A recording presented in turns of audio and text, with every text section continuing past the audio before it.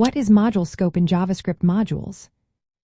Have you ever wondered how JavaScript keeps your code organized and free from conflicts? Let's dive into the concept of module scope in JavaScript modules and see how it works. Module scope is all about creating a separate environment for each module. When you write a module, everything inside it, variables, functions, and classes, exists independently from the global scope and other modules. This means that anything you declare inside a module is private by default. You cannot access it directly from outside unless you choose to export it. This isolation is a game changer. It helps prevent naming conflicts, which can happen when different parts of your program try to use the same names for variables or functions. By keeping things separate, you can avoid accidental interference between different modules. In modern JavaScript, especially with the introduction of S6 modules or ECMAScript modules, module scope becomes even more important. Each module file has its own scope. You can use the export keyword to make specific functions, objects, or variables available to other modules. When you want to use these exported members in another module, you simply use the import keyword.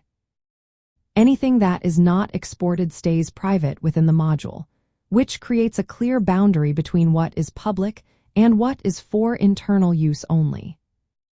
Let's consider an example. If you declare a variable inside a module without exporting it, that variable is hidden from other modules.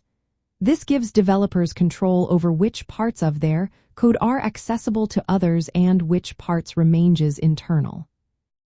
Here are some key points about module scope in JavaScript modules. First, there is isolation. Variables and functions declared inside a module do not pollute the global namespace. Next is encapsulation.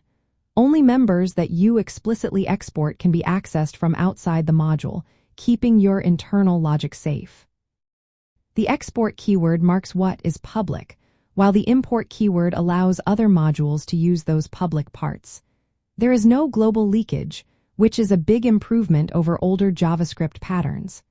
Unlike older methods, S modules ensure a clean separation between different modules.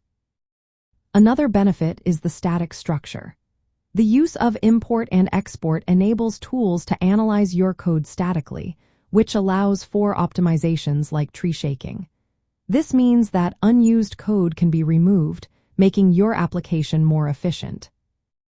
Lastly, S modules support asynchronous loading in browsers. This improves performance by allowing modules to load in parallel without blocking the rest of the application. In practical terms, using module scope in web development means you can organize your code into reusable components or utilities. Each component can exist in its own module file. This approach makes your code easier to maintain, read, and reduces the chances of bugs caused by global scope pollution. So, module scope in JavaScript modules is all about creating a private environment for each module. Only exported parts are shared with the outside world, making JavaScript development more modular and aligned with modern programming practices.